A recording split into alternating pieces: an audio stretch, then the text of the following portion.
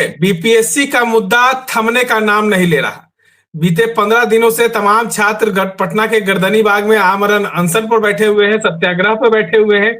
इस बीच 3-3 बार जो है उन पर लाठियां बरसी। अब जो है जन स्वराज के संस्थापक प्रशांत किशोर जो है पटना के गांधी मूर्ति के पास गांधी मैदान में जो है वो भी आमरण अनशन पर बैठ गए हैं।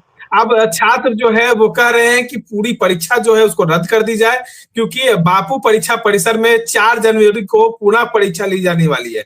हमारे साथ जदयू के नेता मनोज दास मनु जी हैं। मनु जी, छात्र इतने दिनों से मांग कर रहे हैं, क्या हो गया? सरकार सो गई है क्या?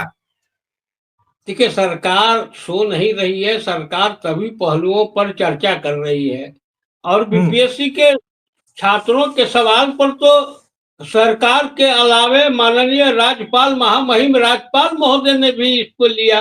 उन्होंने भी बीपीएससी अध्यक्ष को बुलाकर बातचीत किया और इस तरह से आप ये कर रहे हैं तो हमको नहीं लग रहा है कि कहीं राज्यपाल महोदय जी को, महामहिम जी को कुछ गलत इसमें नजर आया होगा, इसीलिए उन्होंने कोई एक्शन नहीं लिया या कोई निर्देश नहीं दिया। मुख्य सचिव स्तर पर भी छात्रों की बातचीत हुई है, तो कुछ ना कुछ यहाँ है। अब देखिए, और अगर आप देखिए तो किसी भी परीक्षा का कोई भी हो, चाहे मैट्रिक से लेकर कोई भी प्रतियोगी परीक्षा हो, तो कहीं एक सेंटर पर कोई बवाल हुआ और उस सेंटर पर अगर परीक्षा को रद्द करने की घोषणा की गई है तो उसके साथ साथ पूरे परीक्षा का कहीं नहीं हो पाता है। अब आप ही बताइए कि इसमें मान लीजिए 5 लाख परीक्षार्थी हैं और 12,000 परीक्षार्थी का परीक्षा होना है, तो इसके लिए 4.5 लाख पौने 5 लाख जो छात्र बचे हुए हैं उनके साथ भी ये हो, ये कहाँ का इंसाफ है? ये तो ना इंसाफी है। छात्र तो कह रहे हैं ना कि बापू परीक्षा परिसर में 22 जो केंद्र है वो समाहित है, तो 22 केंद्रों की जो परीक्षा रद्द हो रही है तो फिर पूरी परीक्षा क्यों रद्द नहीं कर दी जा रही है?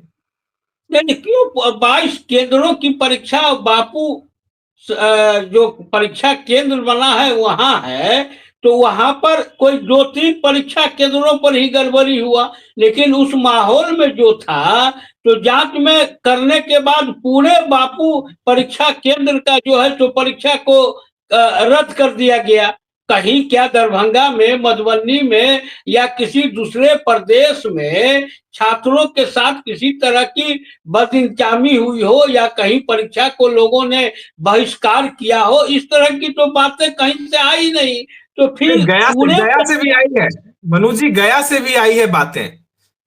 गया से ये बातें नहीं आई कि वहां पर परीक्षा का बहिष्कार कर दिया गया या लोग कॉपी लेकर बाहर निकल गए या किस तरह का वहां टाइम का कुछ मामला था।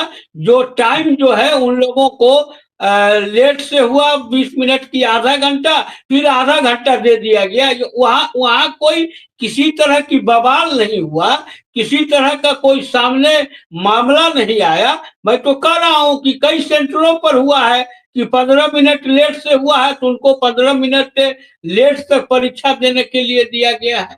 अब इसको राजनीतिक रूप से आप लेकर जब आएंगे तो इसका तो कोई समाधान नहीं ना होगा। समाधान तो हुआ ना, समाधान तो अब छात्रों को मुख्य सचिव से भी तो बात कराई गई, छात्रों को बीपीएससी के अधिकारियों से बात कराई गई, छात्र के मामले को लेकर महामहिम राज्यपाल महोदय ने भी संज्ञान लिया, तो कुछ तो वहां से भी तो बात सामने आई होगी ना।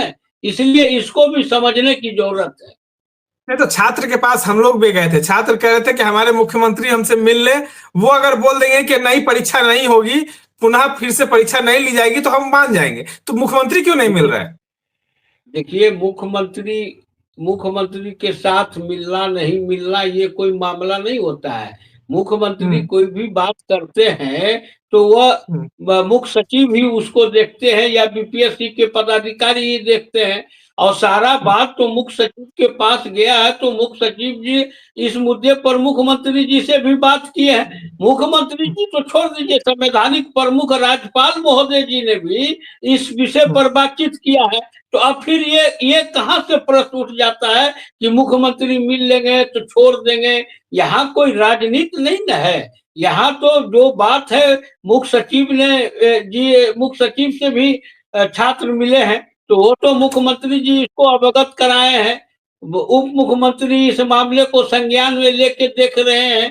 तो इस तरह की बात नहीं है। और जब जब महामहिम जी ने बीपीएससी के अध्यक्ष को, चेयरमैन को तलब करके, मुख्य सचिव को तलब करके सारे मामले को देखा और उन्होंने कोई दिशा निर्देश नहीं दिया, तो हमें लगता है कि बीपीएससी का फैसला कहीं ना कहीं से सही ही है।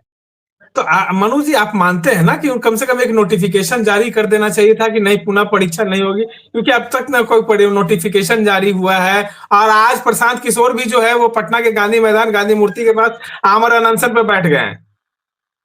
देखिए, जहां तक नोटिफिकेशन नहीं है तो डेट भी संभवतः निर्धारित हो गया है कि 4 तारीख को री एग्जामिनेशन होगा। हम रद्द नहीं का एक नोटिफिकेशन जारी होना चाहिए। नहीं, रद्द जिसका रद्द किया गया उसका तो नोटिफिकेशन जारी किया ही गया।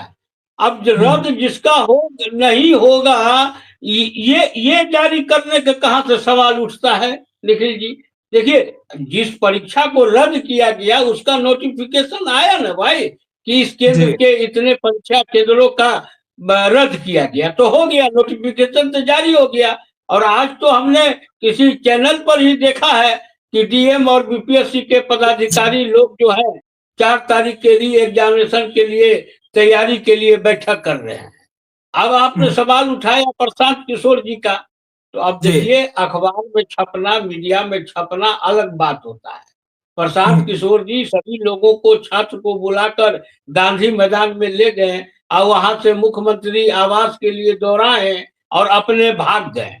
छात्र, क्योंकि पुलिस के पास तो दूसरा कोई चारा नहीं बचा हुआ था कि प्रतिबंधित क्षेत्र में जब आप जाइएगा तो पुलिस लाठी चलाएगी ही, पुलिस वाटर कैनन का प्रयोग करेगी ही, अंतिम में पुलिस गोली भी चलाती है। लेकिन कहीं से प्रशांत किशोर उस जुलूस में कहीं शामिल नहीं आए। तो हम वही आपको कह रहे हैं ना कि प्रशांत किशोर जी का काम है लोगों को, राजनीतिक रूप से इसका लाभ उठाने का। अब इस चीज को छात्र कितना समझ रहे हैं वो तो अलग बात है, लेकिन लोगों को भड़का कर, लोगों को ये करके, ये हो गया। तेजस्वी यादव कहे नहीं आमरण अनशन पर बैठ गए, वो भी तो विपक्ष के नेता है ना। प्रशांत किशोर से ज्यादा पावर उनको है ना, उनके संवैधानिक प्रमुख भी है ना, और बड़ी बड़ी डींगे हाँक भी तो रहे हैं ना कि बीपीएससी के परीक्षार्थियों का ये हुआ, वो हुआ, ऐसे हुआ, तो वो कहे नहीं आमरण अनशन पर बैठ जा रहे हैं? क्योंकि उन्होंने भी मुख्य सचिव से बात की होगी, उन्होंने भी बीपीएससी के पदाधिकारी से बात की होगी, क्योंकि वो विपक्ष के नेता हैं। इस हैसियत से वो किसी से भी बात कर सकते हैं और उनको सारी जानकारी दिया होगा। तो प्रशांत किशोर जी मीडिया में आने के लिए अगर आमरण अनशन पर बैठ जा रहे हैं तो उसको क्या कहा जा सकता है? उस पर भी प्रशासन ने जो उसको कार्रवाई होनी चाहिए, प्रशासन ने कार्रवाई करने का किया है, एफआईआर किया है, और क्या क्या है वो तो अब कल पता चलेगा। इसीलिए हम ये कह रहे हैं कि हमको लग रहा है कि इस पर जब महामहिम राज्यपाल जी का कंसेंट आ गया है तो उसके बाद यह कोई नोटिफिकेशन जारी करने की जरूरत है नहीं। और आपकी पुलिस इतनी बर्बरतापूर्ण लाठीचार्ज करती है कि महिलाओं तक को नहीं समझती है, जबकि नियम है कि पैर के नीचे मारना है। तो आप देखे होंगे तस्वीर में किस तरीके से पुलिस मार रही है। तो क्या उन पुलिसकर्मियों पर कार्रवाई होगी? छात्रों की यह भी मांग है।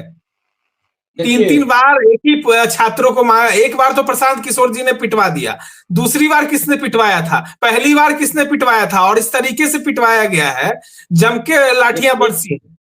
आपकी बात हम मानते हैं, लेकिन ये माननीय पटना उच्च न्यायालय का ही दिशा निर्देश है कि प्रतिबंधित क्षेत्र में कोई जुलूस नहीं जाएगी, कोई प्रदर्शन नहीं होगा। ये कोई पहली बार नहीं है और ये अभी की बात नहीं है। पिछले भी सरकार जिसकी भी रही है, जब डगबांगला चौराहे पर कोई भी जुलूस पहुंचती थी तो हटने के लिए पुलिस कहती थी, वापस जाने के लिए पुलिस अनुरोध करती है।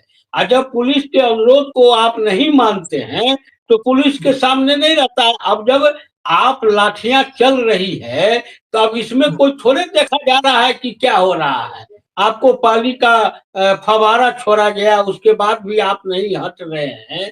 तो पुलिस के सामने तो सबसे पहले प्रशासन के सामने तो हाईकोर्ट का निर्देश है और ये नियम भी है, कोई थोड़े है कि गर्दनी बाग धरना स्थल में कोई छात्र बैठे हुए थे और वहां जाके पुलिस मारने लगी है, ये तो घटना नहीं है। जब आप धरना स्थल से बाहर निकलकर कहीं जाने की तैयारी में, प्रतिबंधित क्षेत्र के तैयारी में होंगे तो आपको होगा। हम लोगों भी जब प्रतिबंधित क्षेत्र में गए हैं तो हम लोगों पर भी लाठियां चली है। ऐसी थोड़े है कि कोई आज उनके ऊपर, इससे पहले टीचर के ऊपर नहीं चला है। पहले और बीजेपी के जब सरकार में नहीं थी तो उनका जुलूस था तो उस पर नहीं चला है। तो जब आप प्रतिबंधित क्षेत्र में जाइएगा तो पुलिस सरकार की नहीं होती है, पुलिस कानून की होती है और नियमों के तहत कोई कार्रवाई करती है। लेकिन